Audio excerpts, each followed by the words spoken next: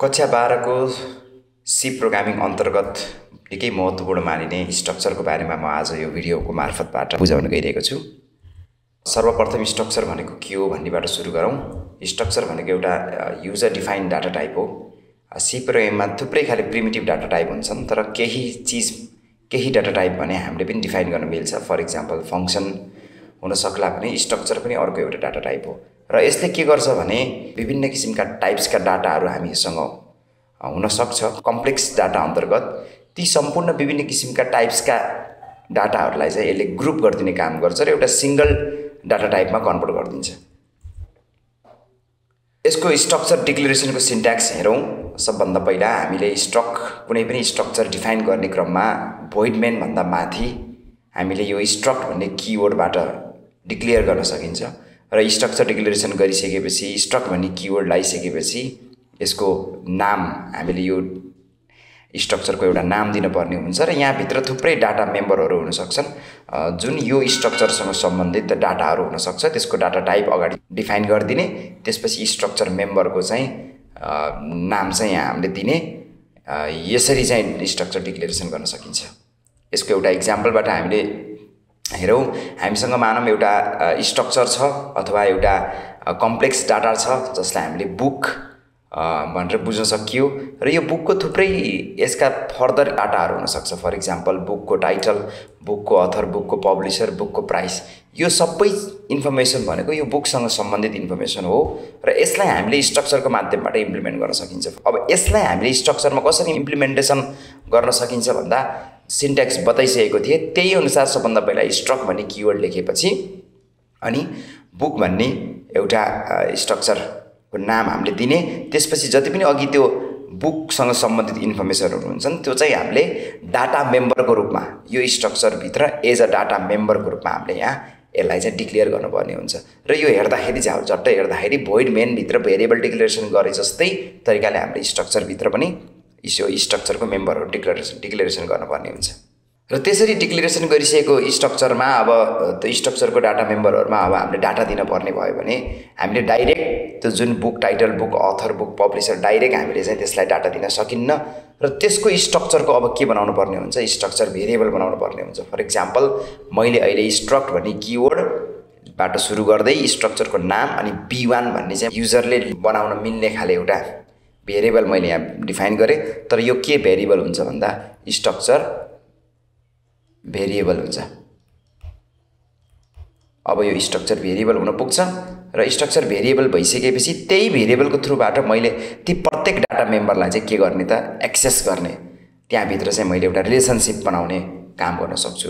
र मैले जस्तो यो b1 भन्ने एउटा मसँग स्ट्रक्चर भेरिएबल छ, त्यसले अब बुक टाइटल भन्ने त्यो b1 भन्ने एउटा स्ट्रक्चर भेरिएबलको बुक टाइटलभित्र मैले के गरिदिएको छु, यहाँ कम्प्युटर साइन्स भन्ने स्ट्रिङ कपी गरिदिएको छु।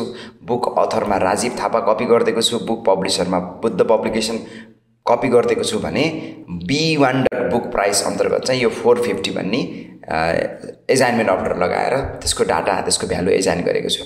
र यसमा मैले str_cpy भन्ने स्ट्रिङ ह्यान्डलिङ फङ्सन पनि युज गरेको छु। र अब त्यो डाटा मेम्बरलाई मैले डिस्प्ले पनि गर्नुपर्ने हुन्छ। त्यसलाई डिस्प्ले गर्नको लागि के गर्न सकिन्छ, यो स्ट्रक्चर भेरिएबलको थ्रुबाट हामीले डाटा दिएको छौँ। त्यही भएर प्रत्येक स्ट्रक्चर मेम्बरको अगाडिपट्टि, डाटा मेम्बरको अगाडिपट्टि यसरी b1 भनेर स्ट्रक्चर भेरिएबल मैले डिफाइन गर्नुपर्ने हुन्छ र त्यसलाई डट लगाएर लिङ्क गरिदिनुपर्ने हुन्छ। यसरी मैले 4वटा स्टेपमा प्रिन्ट एफ गर्न पाएँ। तर योभन्दा अझै बेटर, योभन्दा अझै राम्रो सोलुसन के हुनसक्छ भन्दा मैले यसलाई चाहिँ एउटै सिंगल प्रिन्ट एफ कमान्डबाट पनि मैले यसलाई प्रिन्ट गर्न सक्छु र जसबाट मैले टेबुलर फर्मेटमा मैले यसलाई डिस्प्ले गर्न सक्ने भए। र तपाईँले यहाँ स्क्रिनमा देखिरहनु भएको छ %s \t, %s \t, %s \t, %s %d\n। अर्थात् यो स्पेसिफायर र यो स्केप सिक्वेन्स लगाएर मैले के गर्न सक्छु, फर्स्ट इन फर्स्ट आउट भनेको सबभन्दा पहिलाको भेरिएबल यहाँ अगाडि आएर बस्ने भयो, बुक टाइटल यहाँ आएर प्रिन्ट हुने भयो, बुक अथर यो दोस्रो %s मा आएर प्रिन्ट हुने भयो, बुक पब्लिसर यो तेस्रो %s मा आएर प्रिन्ट हुने भयो भने बुक प्राइस चाहिँ यो पर्सेन्टेज डीमा आएर प्रिन्ट हुने भयो। यो सिरियल अनुसार नै प्रिन्ट हुन्छ। अब यसको बारेमा तपाईहरु पक्कै पनि जानकार हुनुहुन्छ।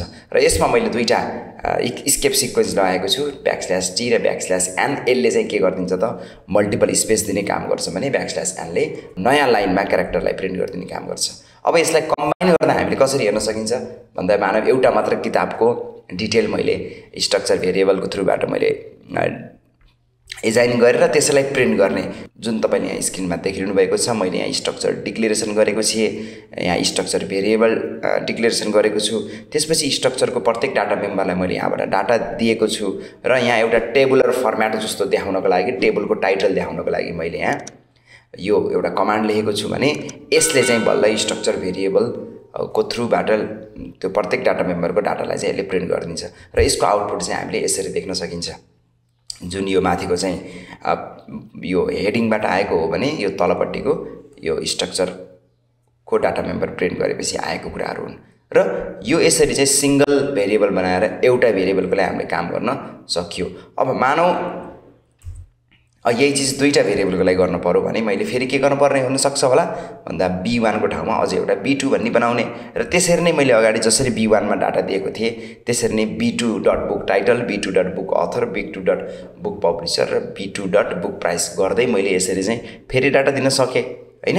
र त्यही डाटालाई b2 अन्तर्गतको डाटालाई फेरि मैले के गर्न सके प्रिन्ट पनि गर्न सके र अहिलेको प्रोग्राम र यो प्रोग्रामलाई कम्बाइन गर्दाखेरि यस्तो आउने भयो। यो b1 को डाटा हो, यो b2 को डाटा हो। डाटा मेम्बर एउटै हो, यो पनि टाइटल हो, यो पनि टाइटल हो, यो पनि अथर हो, यो पनि अथर हो, यो पनि पब्लिकेसन हो, यो पनि पब्लिकेसन, यो पनि प्राइस हो, यो पनि प्राइस हो। तर फरक केले गरायो भन्दा यो b1 को डाटा हो यो सबै, यो चाहिँ तल चाहिँ b2 को हो। यसरी चाहिँ स्ट्रक्चर भेरिएबलले प्रत्येक डाटालाई चाहिँ अलग-अलग बनाइदिन्छ र मेमोरीमा पनि अलग-अलग त्यसको चाहिँ त्यो सेभ भएर बसिरहेको हुन्छ। अब त्यो त दुईटाको लागि भयो। अब मानव यदि मलाई क्वेशनले 10 वटा भन्ला रे हैन, 10 वटा भन्दाखेरि मैले के सामान्य तरिकाले मैले के सोच्न सक्छु भन्दा b1 देखि b10 सम्म मैले चाहिँ स्ट्रक्चर भेरिएबल बनाऊँ, यहाँसम्म त ठिकै पनि होला। अब 20 वटा भयो भने के गर्ने, अब मैले यहाँ b20 सम्म बनाउनु पर्ने स्थिति आउला। 30 वटा डाटा बुकको इन्फर्मेसन स्टोर गर भन्यो भने फेरि b30 सम्म बनाउनु पर्ने होला। यसरी चाहिँ यो सिलसिला कहिले पनि सकिदैन। सिचुएसन जति पनि बुक स्टोर गर्न पर्ने हुन सक्ला, त्यसकारणले गर्दा यसरी चाहिँ अब डिक्लेरेसन गर्नु चाहिँ यो उचित मानिदैन। त्यसकारणले गर्दा हामीले यसलाई के गर्नुपर्ने हुन्छ, एउटा सेभियर छ। त्यो सेभियर भनेको के हो, एरे हो। र एरेसँग सम्बन्धित तपाईहरुलाई एउटा भिडियो ट्युटोरियल आवश्यकता छ भने यहाँ माथि कार्डमा पनि यसको लिंक आएको हुन सक्छ। अब एरेलाई कसरी प्रयोग गर्न सकिन्छ, अब त्यही चीज त्यही प्रश्न मानव 10 वटा किताबको लागि गर्न पर्ने भयो भने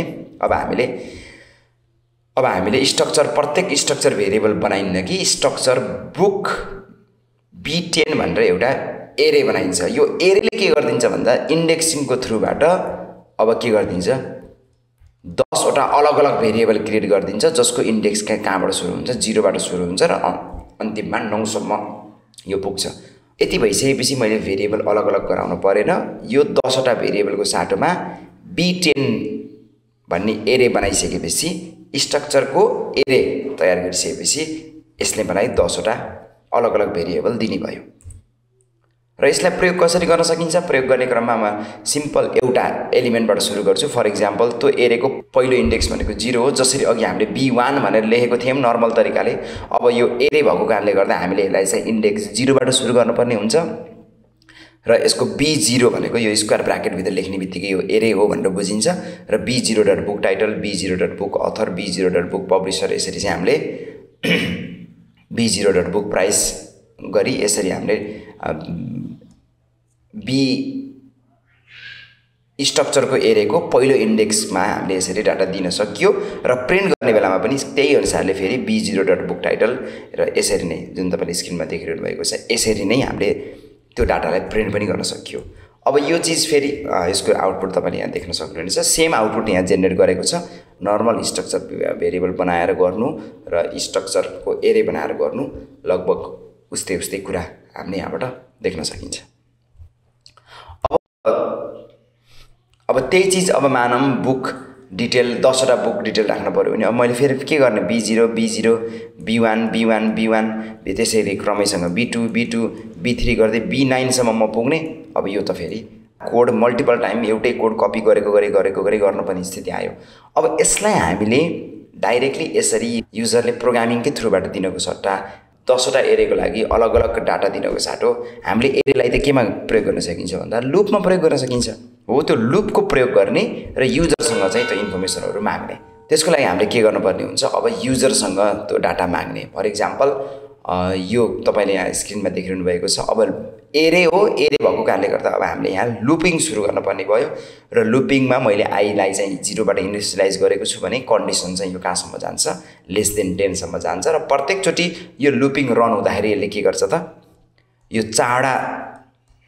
चारचोटि स्क्यानएफ गर्छ। पहिलोचोटि स्क्यानएफ बुक टाइटलको लागि गर्ने भयो, दोस्रोचोटि बुक अथरको लागि गर्ने भयो र बुक पब्लिसर र बुक प्राइसको लागि गर्ने भयो। तर प्रत्येकचोटि यसले स्क्यानएफ गर्दाखेरि के पनि गरिरहेको हुन्छ भन्दा यो आई को भ्यालु चाहिँ 0 1 2 3 हुँदै यो 9 सम्म पुग्ने भएको भएर प्रत्येकचोटि यो लुप घुम्दाखेरि यो इन्डेक्स पनि अलग अलग भइरहेको हुन्छ। त्यसकारणले गर्दा प्रत्येकचोटि फरक स्ट्रक्चर भेरिएबल बनाइदिरहेको हुन्छ। फरक स्ट्रक्चर भेरिएबलमा यसले चाहिँ आफ्नो डाटा, यो डाटा चाहिँ जुन युजरले दिएको छ त्यो डाटा स्टोर गरिदिरहेको हुन्छ।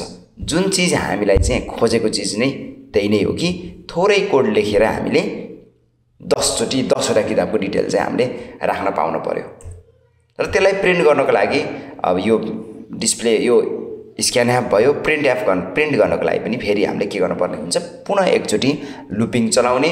यो जुन लुप छ त्यही माथि इन्टर गर्ने बेलामा जस्तो लुप युज गरिएको थियो त्यही लुप गराएर फेरि अब प्रिन्ट गर्दाखेरि अघि हामीले B0 डाइरेक्ट इन्डेक्स 0 को प्रिन्ट गरिएको थियो नि, अब 0 देखि 9 सम्म हुनको लागि के गरिन्छ त यहाँ आई हैन, आई नै भ्यालु हो जुन 0 देखि 9 सम्म पुग्छ हैन। सुरुमा 0 को प्रिन्ट गरिदिन्छ, त्यसपछि 1 को प्रिन्ट गरिदिन्छ, त्यसपछि 2 को प्रिन्ट गर्छ, त्यसपछि 3 को प्रिन्ट गर्छ। क्रमैसँग यो 9 को सम्म प्रिन्ट गर्दा 10 वटा किताबको डिटेल जुन हामीले यहाँ माथि स्टोर गरेका थियौं त्यो सबै प्रिन्ट गरिदिने काम गर्छ।